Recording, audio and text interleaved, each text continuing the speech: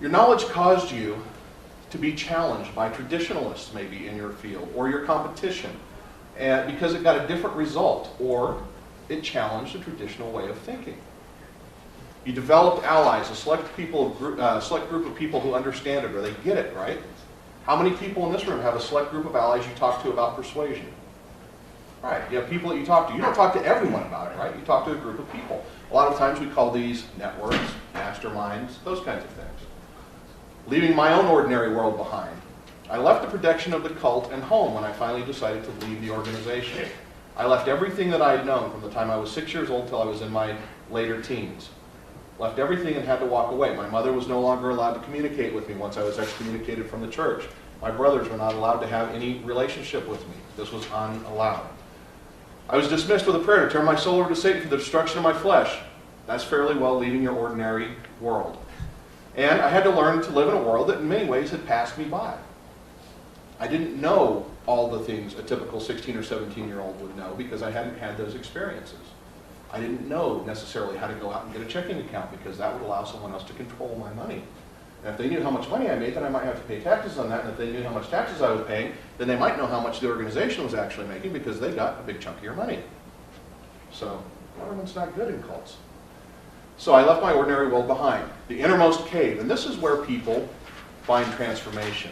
When they're ready, or as time pressures them, the protagonist must approach the innermost cave, crossing a second threshold, and there they'll undertake the supreme ordeal. Upon victory, they seize the reward, and they're pursued along the road back to their ordinary world by vengeful enemies. The innermost business cave. You cross your last threshold of traditional thinking. You find your uniqueness. You find the process that makes you significantly different than everyone around you. It helps people identify who you are. It sets you apart. And you start moving forward with it. That becomes part of your identity. Can you be anyone that you don't identify yourself as? Never, right? Unless you're highly conflicted. There are a lot of people who can't make decisions, who can't clearly identify who they are. So they remain stuck.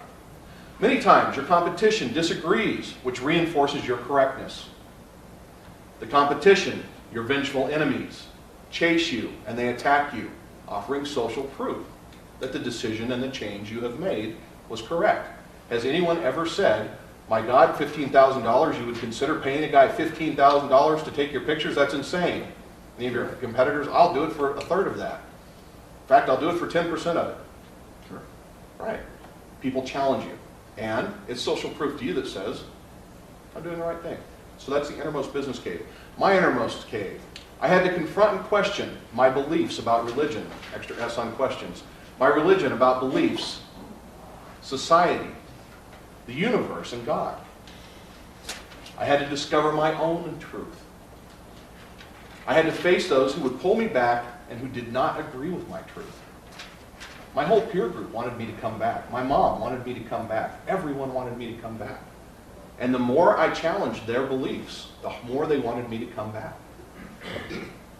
I come back and share the truth, even when the truth is not what some want to believe or hear. Now, when I originally came through this part, I spoke a lot then. I spoke a lot about my experience in a cult. Guess where I spoke at? Guess who wants to hear? How many people here would consider yourself a Christian? Okay. How many people here who are Christians would say, gosh, hearing this story in a church would be interesting? I mean, this would be an interesting story to hear at church, right? Right. And churches were pretty interested in having me come and talk about my experience in a cult. My truth at that point was that I wanted to pay people back for what had happened to me. I was fairly angry and self-destructive. So my truth was not framed in any way other than the truth. You're stupid if you give up all of your personal beliefs and all of your personal responsibility to a deity in the sky who doesn't exist, who you cannot prove and introduce me to. So how often did I get invited back to churches after that? Not really often. Okay, so I wasn't finished yet. I hadn't finished my transformation, but I was still saying something about it while I was learning and figuring out what was the truth for me. Then comes death and resurrection. It's on the road back that they cross the third threshold and suffer a metaphorical death and resurrection. As they give up those patterns of behavior, beliefs, or possessions that they've held on to all this time that truly stop them from changing. This is where you see people stuck in the sales process. They don't know how to get from where they feel that they need to make a decision to where you can help them.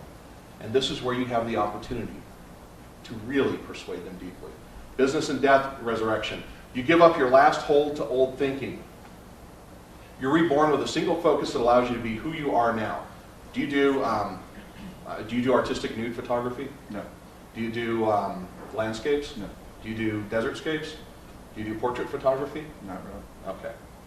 What do you do? I do wedding. Wedding photography. He has a single focus.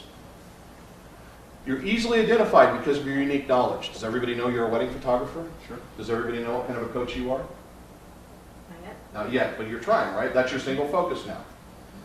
You tell the truth because the truth is the truth, whether they believe it or not. This is an important thing for you to know because this is a position of power anyone can work from. As soon as I realized that the truth is the truth, whether they believe it or not, I was much more appropriately able to speak to people about my experience and help them find their own truth. Because I was no longer focused on forcing them to fit mine. Because that really felt a lot like what I just come out of. If you don't believe what I believe, then you're insane. That's not really right. So I had to find that ground. Death and resurrection. So this is my death and resurrection. I give up trying to convince people of my truth and simply live my truth. People will like my example or they won't like my example. They'll find my story compelling or they won't find it compelling. They'll find the conclusions that I drew logical to them or they won't. Either way, I'm okay with that. I begin to move the masses, though, who want to hear my message and forget about converting or saving those who don't want to hear it. Right? It's an important key. You should be writing this one down. I begin to move the masses who want to hear my message. This is a cult tactic, too, by the way. This is a powerful cult building tactic. You do not try and convert people who are not interested in your message. Those people are very detrimental to you. They're people who will critically think about what you're saying. They will attack you. So I simply found my niche. This is what we call finding our niche. And I only preach to choirs now that want to hear my sermon. People who are intensely interested in moving people. People who are intensely interested in persuading.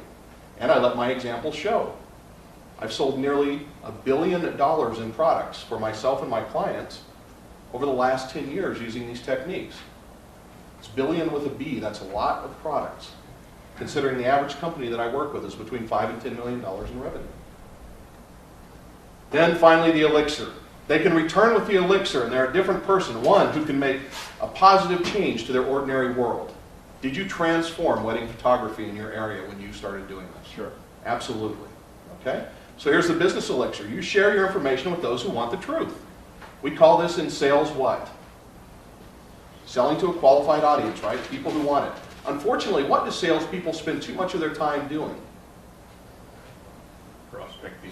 People who are uninterested or unqualified to do business with you. You keep trying to find a way that they can fit into this pattern.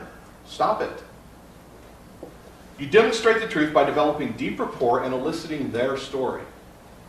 See, when people begin to tell you their story, they give you all of the tools you need to tell a persuasive story in return that embodies their most important desires. You allow them to drink the elixir by helping them draw their own most logical conclusions, which happen to be the same as yours.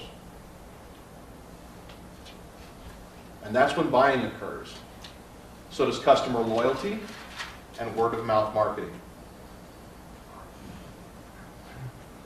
Some very important keys in here. Are you guys getting this stuff? Because I'm going to show you exactly how it applies in a moment, but I want to make sure you got it first. I also